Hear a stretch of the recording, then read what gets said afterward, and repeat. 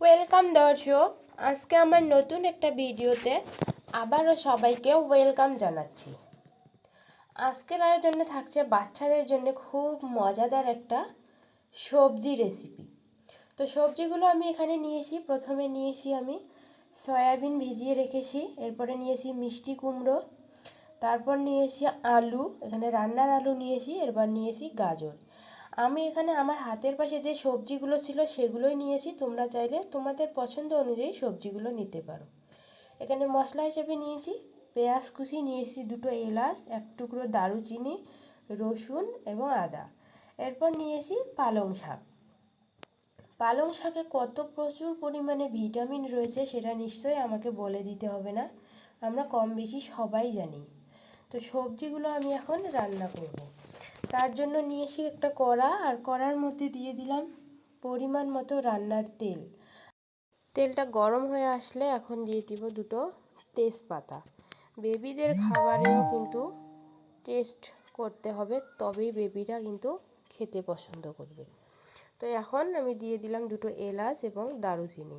এটা হালকা একটু ভেজে নিয়ে সঙ্গে দিয়ে দিলাম পেঁয়াজ কুচি, আর পেঁয়াজগুলো হালকা লাল লাল করে ভেজে নেব। আমি এখানে মিষ্টি কুমড়ো নিয়েছি, সয়াবিন নিয়েছি। মিষ্টি কুমড়ো সয়াবিনের মধ্যে যে কতটা পরিমাণে ভিটামিনস মিনারেলস রয়েছে সেটা আমাকে আর বলে দিতে হবে না, তোমরা সবাই জানো। তো এই সবজিগুলো বাচ্চাদের খাওয়ালে বাচ্চাদের পুষ্টির চাহিদা পূরণ হয়ে যাবে। তো পেঁয়াজটা লাল করে ভেজে নেওয়া হয়ে সবজিগুলো দিয়ে দিলাম। আর এখন সবজিগুলো ভেজে নিয়ে সঙ্গে দিয়ে দেব সয়াবিনগুলো আমি অনেকক্ষণ আগেই ভিজিয়ে রেখেছিলাম। এটা ভিজিয়ে রাখার পর ভালো করে পানি ছেড়িয়ে ধুয়ে নিয়েছি। এখন সয়াবিনটা দিয়েও হালকা 1 মিনিটের মতো ভেজে নিয়েছি। এবার এখানে দিয়ে দিলাম আদা এবং রসুনটা যে পেস্ট করে নিয়েছি সেটা দিয়ে দিলাম, আর সঙ্গে দিয়ে দিব পানি। এটা বেশিক্ষণ পর্যন্ত কিন্তু ভাজা যাবে না, তাহলে পুষ্টির গুণাগুণ নষ্ট হয়ে যাবে।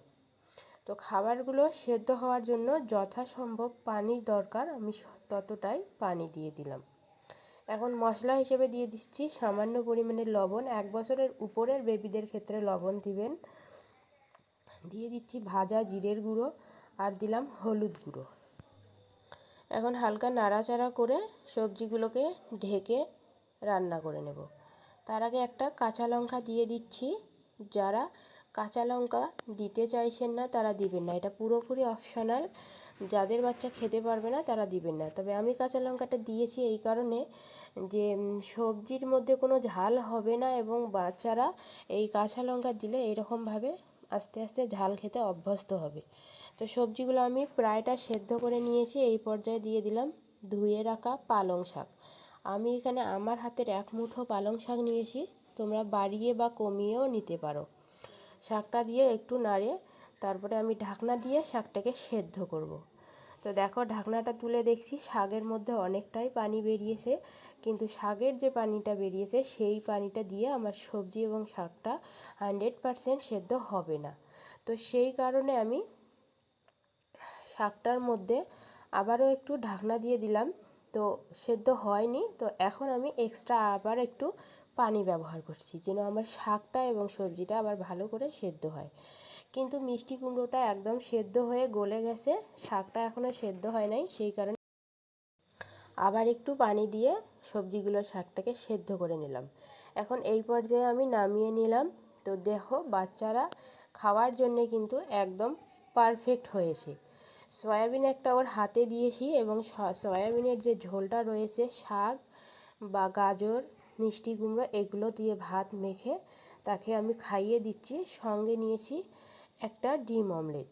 ডিম অমলেটটা যদি নাও নিতাম তবুও ও এটা দিয়েই, সবজিটা দিয়েই ভাত খেতে পারতো, কিন্তু বাড়িতে আমি ডিম অমলেট করেছি, সেই অমলেটটাই আজকে দিয়েছি ওকে।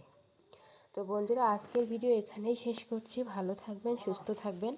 বাচ্চাদের এরকম নিত্য নতুন ভিডিও পেতে আমার চ্যানেলটি সাবস্ক্রাইব করে বন্ধু হয়ে পাশে থাকবেন।